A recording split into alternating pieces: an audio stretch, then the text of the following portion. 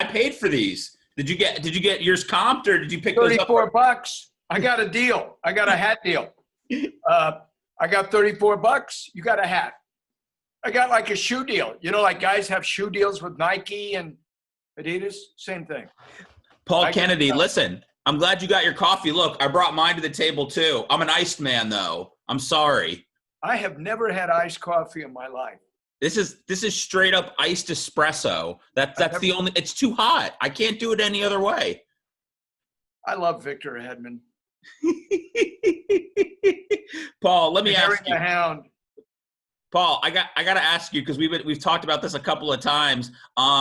Your name is Paul the Microwave Kennedy. Just so you know, you have to have a microwave wherever you go. Tell the people, because we talked about this, on the phone yesterday. You get one coffee in the morning and you make it last all day. So what are you doing during game nights when we did have game nights at Amalie? Like, did you have somebody warm your coffee up for you in between periods? Go to the kitchen staff.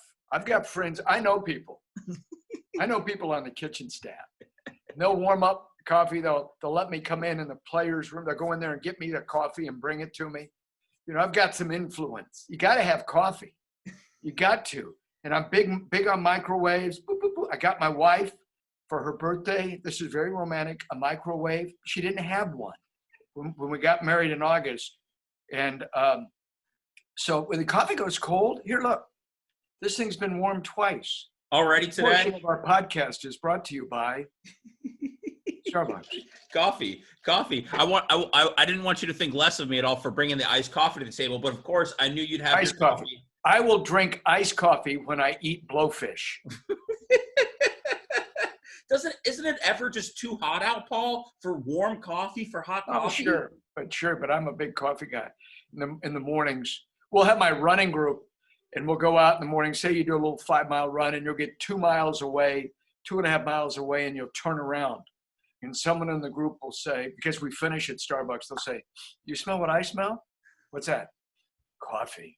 Like I can smell it. We run 2 miles. You finish your running route at Starbucks? Dave Mishkin and I, on the road, we run a lot together. And he's a big runner. I'm the godfather to his son and daughter. He and Dulcie, wonderful people, the voice of the Lightnings. And we always run together and finish. We know where, name a city. We'll tell you what the running route is and where the Starbucks is at the finish line. Now, is Dave a hot coffee guy too? Absolutely. I get talls because they stay warmer longer. He gets a Viente. Was that the biggest one? Yeah, the biggest one. I mean, it's as tall as he is, so he's coming into his room carrying his Viente. I mean, we ran in Montreal once when it was snowing and 0, and Dave has his mustache, and I have a picture of him. We were going up the hill toward McGill University and Mount Royal, which has a picturesque overlook of the city, and his mustache is frozen like he's Admiral Perry at the North Pole, but he's holding a Starbucks, that could have been a Tim Hortons, but it's a great picture, and there's snow. The snow was to our knees in Montreal, but we were going at 7 o'clock in the hotel lobby, so we're ready to go for the morning skate at 10. Paul, now you've been drinking coffee for a long time. Obviously, does it have to be Starbucks, Tim Hortons, or can you just roll into a gas station and just get whatever they have and be good with that? I'm one of those guys that we will pick up your app, right? Find nearest Starbucks. It's only 21 miles. Let me see. That's 42 miles, right? I can make that. But, God bless Starbucks. This is what people don't know. Starbucks paid its baristas during this COVID-19 virus, the pandemic, when they were shut down. They paid those baristas their hourly rate, and when they returned, they raised everyone's pay. And now they've opened again with obvious distance protocols, but they're open again. So and I have I have great conversations. In fact, there was a barista, a guy on Aloma Avenue that suddenly confessed to me he was a big Lightning fan. And this is in Winter Park, 90 miles away from Amalie Arena. Right. And he's giving me line combinations. And what if we did this with the power play? And I'm staring at him like, where have you been? Where did you come from? He's a Buffalo guy that relocated near Rollins College. And occasionally we run into that. But I'll go in there and I can expect a full analysis of the most recent game and certainly some insights into what is about to unfold later that day. I hit Starbucks on the way. There's one, I live in Orlando. There's a Starbucks conveniently located in Lakeland, right on I-4. There you Have go. you been there? Yeah. No, I'm sure Paul Porter has, though. I'm sure. Oh my gosh. Paul Porter should be in multiple Hall of Fames. The Lightning, every game since day one in Expo Hall. And then every night with the Magic since day one, 1989. And Shaquille O'Neal, Penny Hardaway, Dennis 3D Scott. He created atmosphere, and he goes back and forth and back and forth. He knows every exit, Auburndale, Fantasy of Flight, right? Strawberry High School, Macintosh. I know every sign on the road. And the same thing, and I have a photographer. We do a videographer, one of the finest videographers in television that works with us, Jim Daly. And he and I are like on the phone, breaker 19, there is traffic on this, and we're going back and forth and back and forth. Hey, you know all the ins and the outs. Paul, listen, we talked a little bit about this on the phone yesterday. Alex Killorn just dropped, the video that everybody, around the NHL world is talking about. I want to know, where was your jet ski? I did not see you in that aerial. Is that awesome? Alex Killorn is having a career year, 26 goals. What is he, third on the team? First time in his career he's been a 20-goal scorer. It's a breakout year on many fronts, including Hollywood, because he is now, this is a short-form documentary, Oscar-worthy, nominated. Let's Bring Back the Bolts. The Bolts are back in town. Created and performed. He's the producer, director, and lead actor in his jet skis. And his doc talk has gone viral. Have you looked at the hits and the viewers on this? It's spectacular. And he's always, I thought, been somewhat reserved, very well educated, multilingual, speaks French and English, raised in Montreal, went to private schools, went to Harvard, and has had a wonderful NHL career. And now this is fantastic. And the other players have bought into it. When I look at the video, which is funnier, Andrei Vasilevsky breaking out his Will Ferrell with the curls, 1004, 1005, or is it Anthony Cirelli coming down as a waiter in his that got me, and then taking the Cokes and water and throwing them at the table in his jeans. He was jet skiing in his jeans. Everybody made note of that. So are you a jet? Mikhail Sergachev walking his cat with his. See, and a lot of people don't know about that, and we talked about that when Girardi was doing the podcast this year. I don't remember who we had on, maybe JT Miller or somebody, but they outed Sergachev. I guess he has a cat that you actually walk, and not a lot of people know that. It's a very, very fancy cat. Can you walk a cat like a dog? Yeah, he can, yeah. It's a very fancy cat. But by the way, cats and dogs, look at your hat. Harry the Hound, very well represented. Is that the Harry the Hound t-shirt? Let me see it. I got both. I got, for me and my bride, whose birthday's yesterday, see the yellow card right there? There you go, Paul. That's her birthday card. You nailed it. Did not forget, man.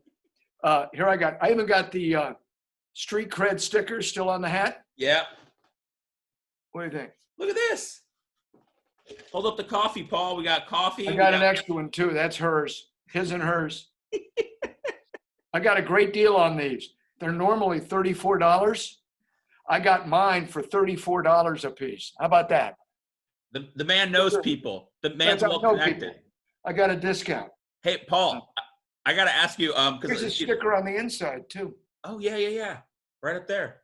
I got to ask you, this is one of my favorite questions that I don't ask enough people. To me, you are our Lightning royalty. And since there's so much construction that's been going on down at the Amalie Arena the last couple of years, all of the employees have to park like down at the aquarium miles away. I park at the aquarium. I park at the cruise ships. I pretend that I'm going on a cruise ship. I've never been on a cruise in my life. I would like to go. I always wanted to take a transatlantic cruise. I see the cruise ships. We pull in there every day. My goal in life with the Lightning is to host with Bobby the Chief Taylor and Dave Andreychuk They both played a little hockey. They're both on the Stanley Cup.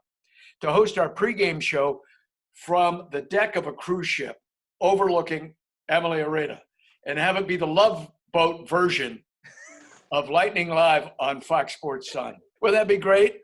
The horn. It's lightning sailing away in the NHL. Do they really, for people that don't know or people that, aren't local, are they really making you park at the aquarium? Because that's like 2 miles from the stadium. They're making you haul all the way down there? Well, but the staff occasionally, especially if it's foul weather, they golf cart us a little bit. But in the morning, there we are, right? Boe-o, boe-o, going in. It's great. We do it. It's no problem at all. I mean, are you kidding me? You're 5 blocks from the greatest show on ice. So, and what is interesting, though, is living in Florida, is that you're always bringing a heavy sweater or a coat inside the building. Yep. Right? Because it's 90 degrees outside, and you're going inside, and it's freezing in there. I mean, it's absolutely. It has to be for the ice, So I spend my day. Paul, listen, you have done a tremendous amount of stuff, during this pandemic and during this pause with the 2004 team. I want to know, tell me if you could just pick one, tell me your favorite 2004 personality and tell me the best 2004. The interviews? What's that? You're saying the interviews? Yeah. With what Fox has done, Fox Sports Sun, Brett Updike, Eric Barnhart, our producers, we've gone back to the 2004 run, which we were a part of, and picked out the great games from the postseason, the 4 rounds against the New York Islanders, the Montreal Canadiens, the Philadelphia Flyers, which was a 7-game gauntlet, and then, of course, Calgary. The games with the Calgary Flames. They were also incredibly special. You talked to Dave Andrechuk. At the time, we were not and we still aren't on the inside. There's somewhat of a wall. The players are insulated. John Tortorella and his staff, Craig Ramsey, somewhat insulated. Nigel Kerwin, they don't share with you during the playoffs what it's like to be on the inside. But now it's 16 years later, and they do. And it's wonderful to hear the stories. Dan Boyle played. I never knew until recently he played with a broken hand the whole time. But all of this and what Dave said to the team, and Brad Richards, who was reticent to share, now shares. He was the Conn Smythe winner. Marty St. Louis talking about getting oxygen in Calgary. He scores the greatest goal, I think, in Lightning history, that double overtime goal. Vinny Lecavalier, the between-the-legs goal against Jose Teodoro in Montreal. To talk to these guys about that, to have been there, and now 16 years later, as Tim Taylor said, you walk through time forever together. They're now adults, and their worlds are different. They have children. They've moved on. They're all over the world living. Nikolai Habibulin is living in Russia. Davis stayed, and of course, now in the Hall of Fame. Marty's in the Hall of Fame. I do my best to try and stay somewhat in touch with Torts, who I always found fascinating. It's great to see them on the video, so much younger. Brad Richards won the Conn Smythe at 23. Jeez. At 23. Now he's 40. So well, he looks 30. He still looks 30, though. I saw that interview. Doesn't he look great? He looks awesome, yeah. He looked fantastic. And he had a wonderful career. Vinny Lecavalier with Dan Girardi and John Cooper's sons. They recently, Coach Lecavalier, Vincent, and his son Gabriel, who wears 44 in honor of his dad's 4, they recently won the state of Florida 10 and under hockey championship. That's fantastic. The next generation. Absolutely. But to see what they were so iconic. The fight with Jerome Iginla. And as Vinny said, they went on to become friends. And Iginla was a great guy, and they roomed together, I believe, in the World Championships for Team Canada. And how hard they played in this series. That was great. Marty St. Louis after they won it, and he'd been bloodied and all. He got his forehead cut late in the game of Game 7 here. And with about 2 minutes to go, Calgary takes that penalty. And then after the game and the celebration, Marty has to have his face suture. There is a picture that hung for years in the hallway of the players' locker room. And it was Marty St. Louis in uniform, long after raising the Stanley Cup and the ice and all of that, laying on his back in the training room. And Andre Waugh is over him with a bottle of beer. And while Marty's laying on his back and the doctor is suturing him, Andre Waugh is pouring, and you see the stream of the beer going into his mouth. And Tom Mulligan, the trainer's in the background. He's mortified. They're in the training room. They're drinking. And Marty, in doing the interview, I said, Marty, you remember that picture? You see these pictures here, like that would say this is Marty's framed jersey 26 in his house in Connecticut now. He goes, do I remember that? Look, that's the only picture I have. And that's me and Andre Waugh right there on the training table. It's the only picture he has. So he shares that now. And those are the stories. And of course, that goal, the double overtime goal, I must tell you, the commissioner and I, Gary Bettman, who I think is one of the great figures in the history of modern sport. And I say this because he has been the commissioner of the NHL for nearly 30 years. Name me another commissioner in any of the major leagues that's come close to that. Goodell, Adam Silver, with all due respect. Name another. It's impossible. David Stern was great, but our franchise was worth $50 million when he arrived. Our franchise is a $1 billion franchise today. Mm-hmm. And he deserves the wealth of the credit, the growth of the league. Always been good to me, always been good to us, really on a personal basis. Got the digits right here. If I want to text him, text him. People don't know that about him. Very sincere individual. We were standing in a walk-off area, Mike Bolt in the Stanley Cup in Game 6. If Calgary wins, we're in overtime. If they win, and it started late in the third period of a tie game, the cup's coming out. The cup case is open. Here's the cup at my feet. There is the Conn Smythe Trophy for the MVP. It has a yellow IBM paper on it that says Aginla taped to the front of it. Commissioner's standing there with his hands in his pocket, and we're making small talk. Up and down the ice they go into the first period, right? We're waiting. Calgary's going to win the cup, the Sea of Red. Marty scores that goal. I hear our guys yelling down the hall because I'm just behind their bench, screaming. We saw the goal on the monitor. They're screaming. All right? The arena is quiet. I turn back around to the commissioner. He's gone. The cup is gone. The Conn Smythe is gone, packed up. They're out. And 2 days later, it's Dave Andreychuk with Commissioner Bettman saying, Dave Andreychuk, you've waited a long time. Come get your cup. Wow. And then the Conn Smythe is not won by Jerome Aginla. It's won there. I'll tell you another man that is often overlooked. I say this every time I have an opportunity. Ruslan Fedotenko, who scored both goals in Game 7, the only goals we scored, had a monstrous postseason, had a dozen goals in that postseason. Ruslan Fedotenko, to talk to him now, and he stands up, he's on camera, and he stands up, and we're wearing hounds here.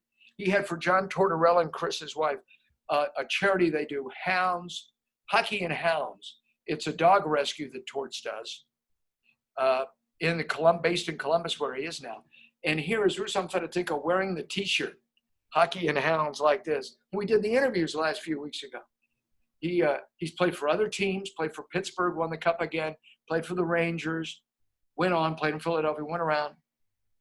But he looks back on 2004, and now you have the perspective of John Tortorella from what they realized what he did for them in 2004, not only winning it, but making them, like Vinny said, I was the best player that I ever was when I was with Torts. Marty, I was the best when I was with him. It's interesting how, like they say about your parents, when you're 16, boy, sometimes they sure are dumb. And yet when you get to be 25, boy, my parents got a lot smarter in the last 10 years.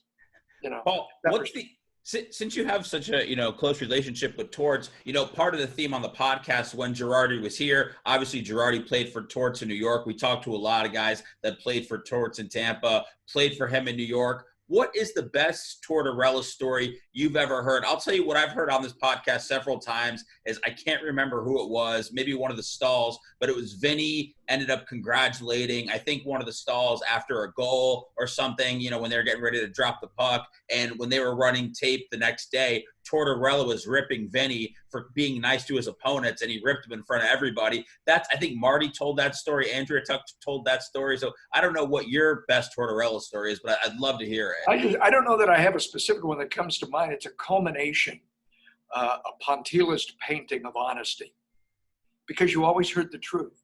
You always heard exactly how he felt. And I think a professional athlete at the highest level asks only that.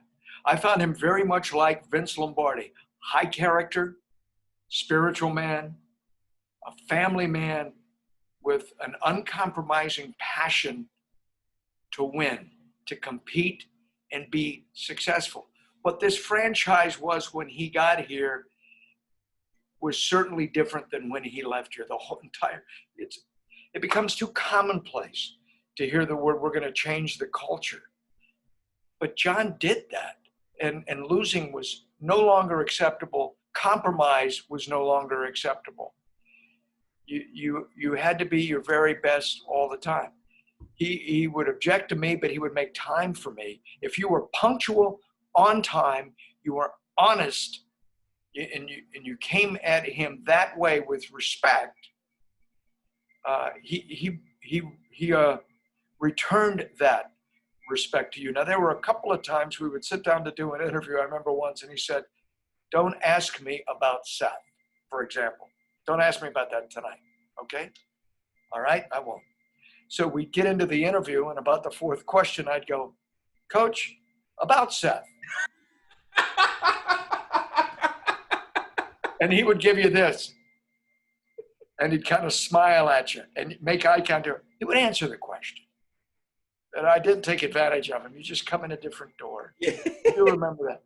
But we never had a problem. And when the season was over, it was interesting. The season was over. You could see him relax just a bit. But I loved his family. You know, his son was special. Nick, special forces, multiple deployments to Afghanistan and Iraq in defense of our nation. Special ops. Much like his father, just really, really a special guy. A big heart. I've seen him. Big-hearted soul for those that needed help financially. Nobody ever knew about that. So, do you know what it meant to him to knock the Bolts out of the playoffs last year? Excuse me? Do you know what it meant to him personally? I would think it would mean something. I would think just winning the series. I think it took a coaching acumen to do that, because if we played tomorrow, that would not happen again.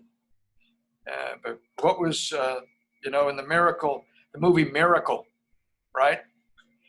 That's the movie that the team watched flying up to Calgary. If we played them 10 times, boy, they'd probably win 9, but not tonight. Herb Brooks, tonight you skate with them. And they did that. And they were able, for a number of reasons, to prevail in that series, which was bitterly disappointing to me and to you, and to Harry the Hound. That was Harry the Hound's ring right there. Victor Hedman, have you ever met a gentleman from Sweden, or a person from Sweden that wasn't a gentleman? Multilingual. Think of the Swedes that have come through here. Mikael Anderson, still with the organization. Anton Strawman. Victor Hedman, just a wonderful individual, erudite, multilingual, cultural, engaged the entire pilot team. Too, I think. Pardon me? I think he's a pilot too, I believe. Is he? I think so, yeah. I just don't think the Lightning want him flying too much. No. Better be a very big cockpit too, as he said. And then a fierce competitor. And when I have in a position, it's always somewhat awkward for the players. It's the greatest league in the world for this perspective. We go in the locker rooms every day. You don't do that in the NBA. And the players, they bring them to you between periods to talk to. Some consider it an honor, like the golden age of Hockey Night in Canada, that you get to talk to them. And we interview them between periods. It's not done in the NBA, rarely done in the NFL, not done in college football. We talk to him during the game. And Victor Hedman, case in point, will come off the ice, adrenaline is flowing, fire in his eyes. And I will invariably wait a beat. And we're on a time crunch. We have to tape it in about a 2.5 minute window, a 3 minute window. I'll say, Paul, you ready? You ready? And I'll look at Victor. I'll say, are you good to go? And you could just see him come down just a bit and say, I'm good. Here we go. So you let the fervent aspect of it cool just a degree with Alex Killorn, with Steven Stamkos, who is always erudite, always gives you a great answer, can think, has that grace under pressure. I'm not being prejudicial saying he can think, they all can, but you never get a stock answer from Steven.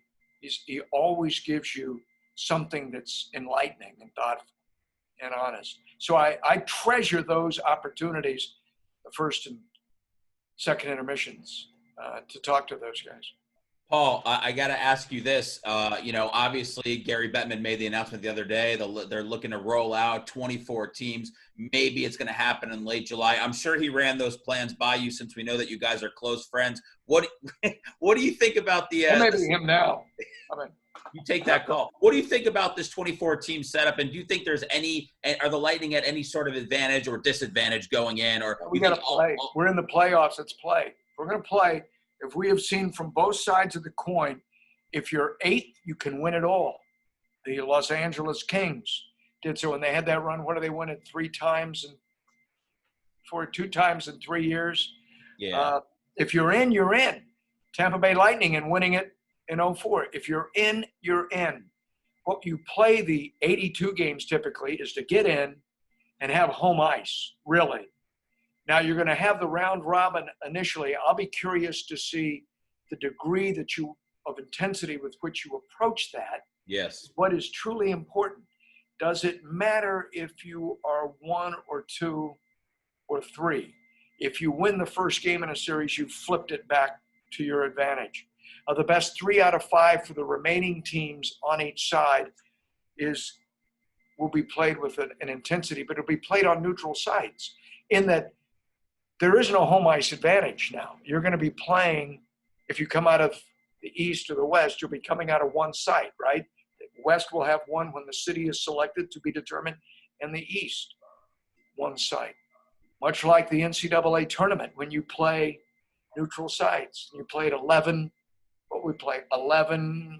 2, 5, 8 o'clock, whenever we play.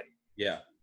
And so it's uncharted waters out of the Return to Play Committee under Mr. Bettman's leadership, Donald Fair, the Players Association, which unlike baseball, has been able to come to some consensus here.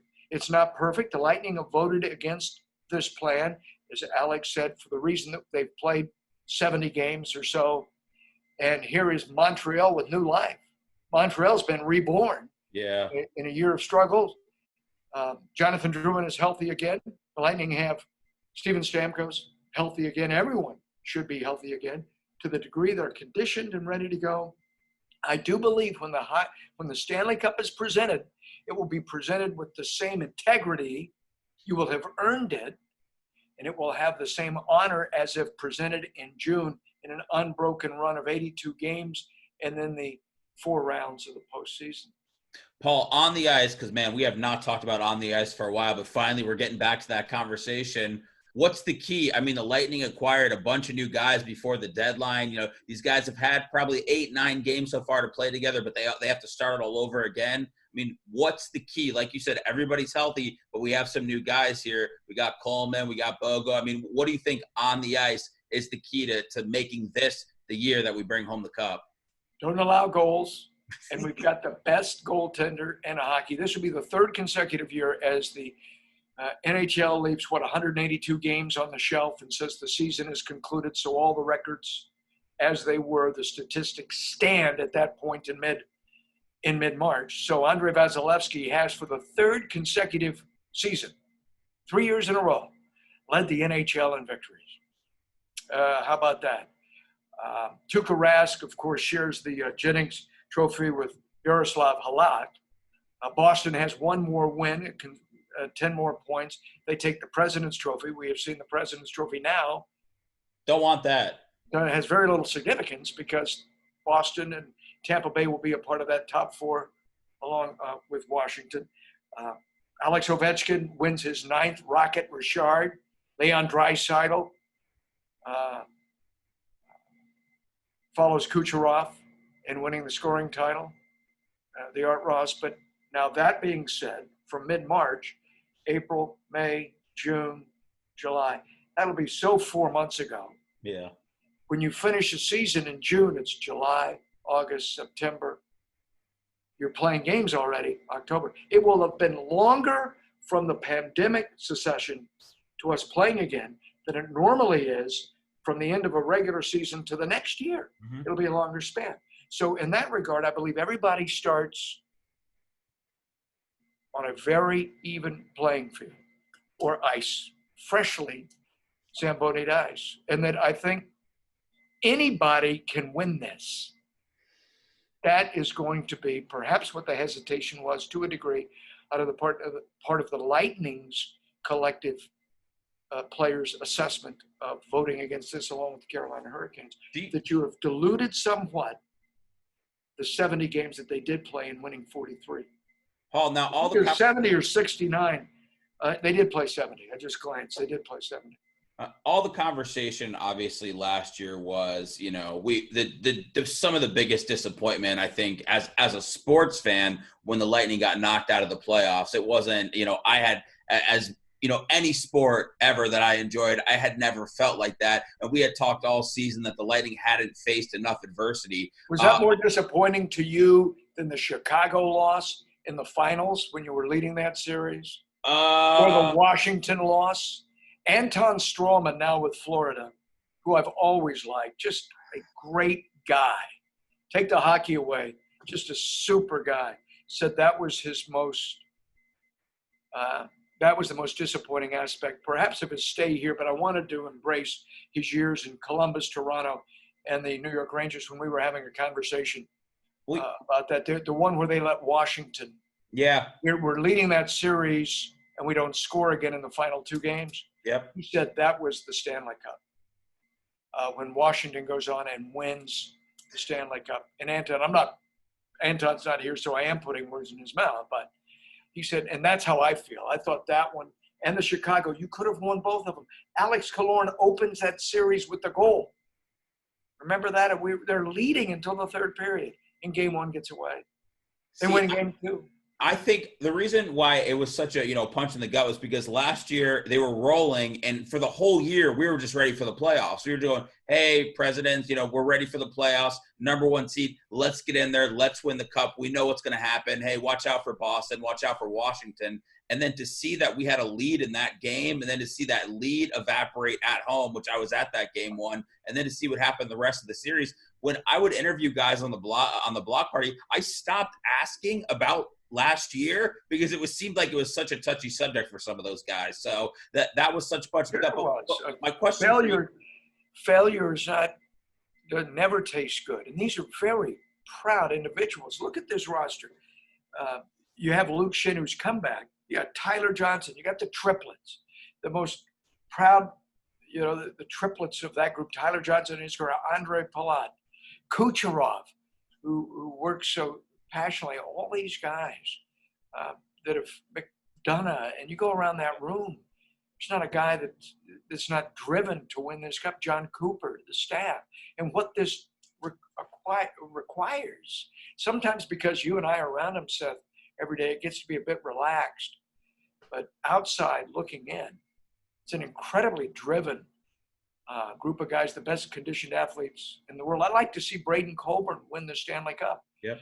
I long to see Steven Stamkos for all he's been through. Yeah. The 2011 7-game series with Boston. Victor Hedman said, that's another Stanley Cup. They beat Boston. When have the Boston Bruins not been whistled for a penalty an entire game in the Stanley Cup playoffs? And it's game 7 in Boston. Stamkos takes a puck to his face, comes back with a cage. And what is that, a 1-0 game? Yeah. Tim Thomas, and they go on and play Vancouver and win the cup. That's Tampa Bay's cup. So you really have Boston, Chicago, Washington. That's 3 cups. That's So 3 cups for Steven Stamkos he potentially could have had. well, here's the question, Paul, because everybody said they didn't face enough adversity last year. And I feel like with what happened to them in the postseason, that's enough adversity to last a lifetime. Do we think finally that because of how horrific last year was, that could finally be a positive with what the Bolts take into this year's postseason? Well, I don't know if they'll reflect on that. I think they were driven. They're a year wiser, but does that mean I'm reading a book right now, Thinking Fast and Slow. It's about processing.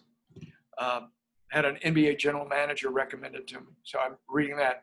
And it's about being able to play, when they say you play fast, you think fast, you pass accurately, you react. That this sport is decided by fractions of seconds, right? The save that Hobby makes at one end, coming the other way, Tim Taylor puts it on goal, tipped by Richards, Marty St. Louis the rebound. We're going to have a game 7. It happens that quickly in this sport. I think they're primed for a long run. I really do in this. And a long run is going to be what? To Christmas. Is it going to be, are they going to condense this? Or are you going to play literally every other day because you don't have to worry about arenas? You're not fitting in concerts. You're not fitting in the NBA or in any city. There's no travel. You're already there. Are we going to play every other day? Or are we going to play every day? We're going to have back-to-backs? Sure, play a back-to-back. Play a back. Play 2, off a day, play 2. Okay, we've decided that series. Go. It could be played at that pace.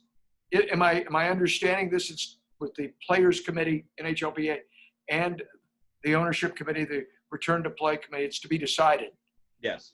And are we to decide if the Stanley Cup will be 7 games, the conference finals, or that they're going to be we're going to reseed perhaps. That looks like what they're going to redo rather than have brackets, perhaps, to be decided. But we just need to play. And God, let's all pray that we can control this pandemic and that the health and safety of these Warriors comes first, and our health and our safety. And you're doing good? Your family's good? We're good. I mean, I got a little girl who's turning 3 tomorrow, so I was freaking out a little bit at first, and then started learning more about this. But yeah, you've just been I've been a germaphobe my whole life, so the not shaking hands, the social distancing, like I've been ready for that. I've been preparing for this, so I'm enjoying it. These Zoom interviews, I'm sure that you've been getting a kick out of it. I love it. Either we were interviewing people in person, obviously, and then doing it over the phone. I love being able to connect with people on Zoom. So there have been positives to me that have come out of this. I have recorded Zooms and watched so many conversations on Zoom. Watched the Players Reunion 2004 with 20 boxes. Oh, yeah. 6 months ago, I could not tell you what Zoom was.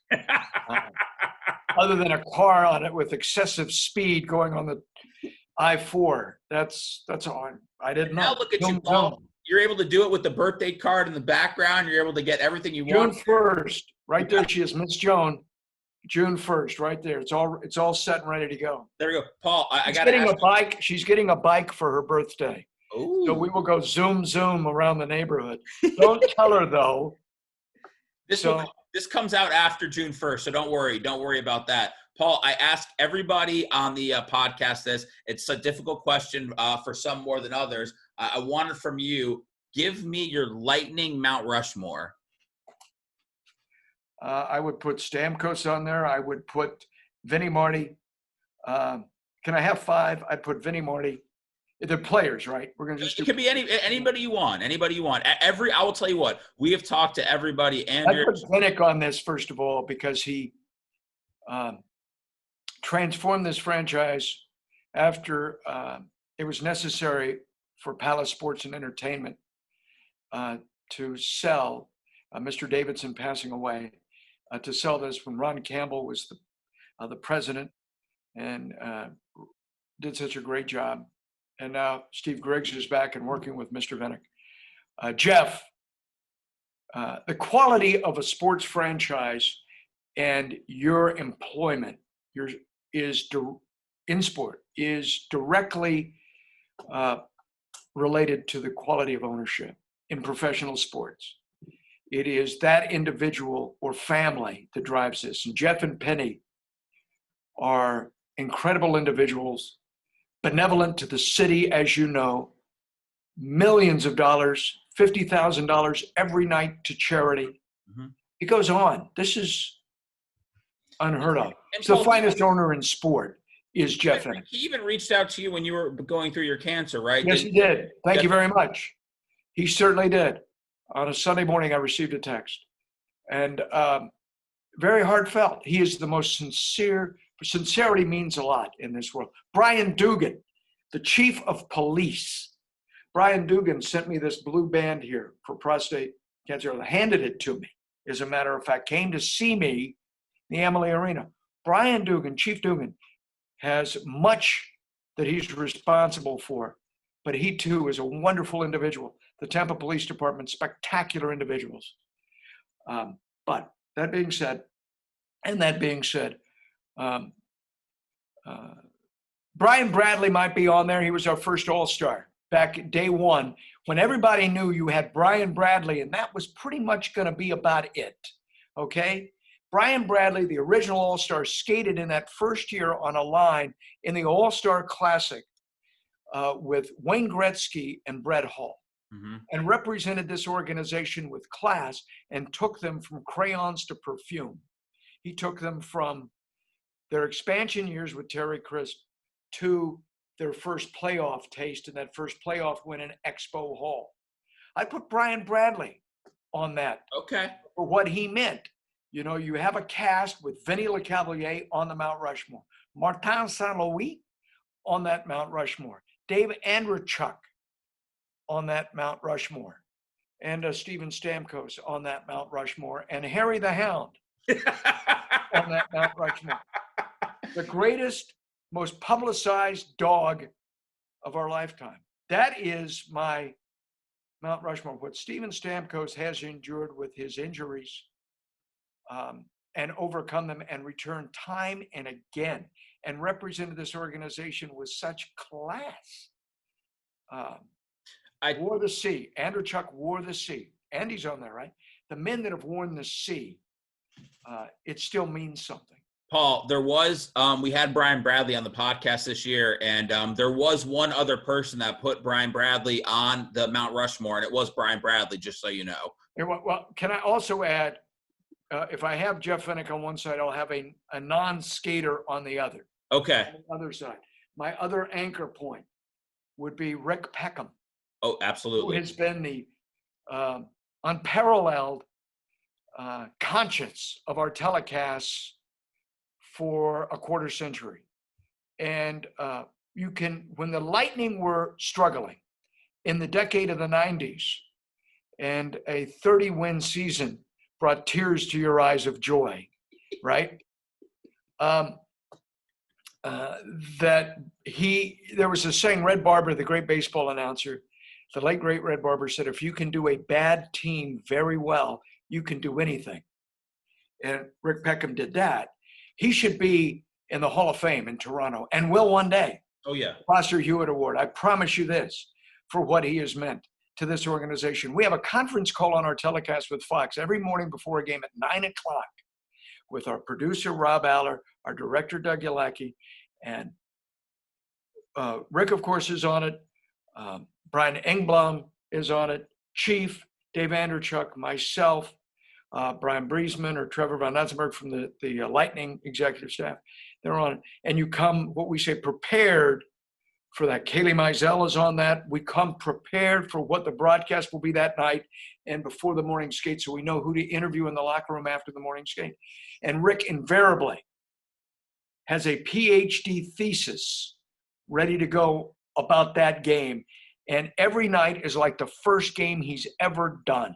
He is prepared, and I say that in terms of his preparation and what he sees and how well he sees the ballet of the ice when you have two goaltenders and 20 people moving simultaneously and changing on the fly.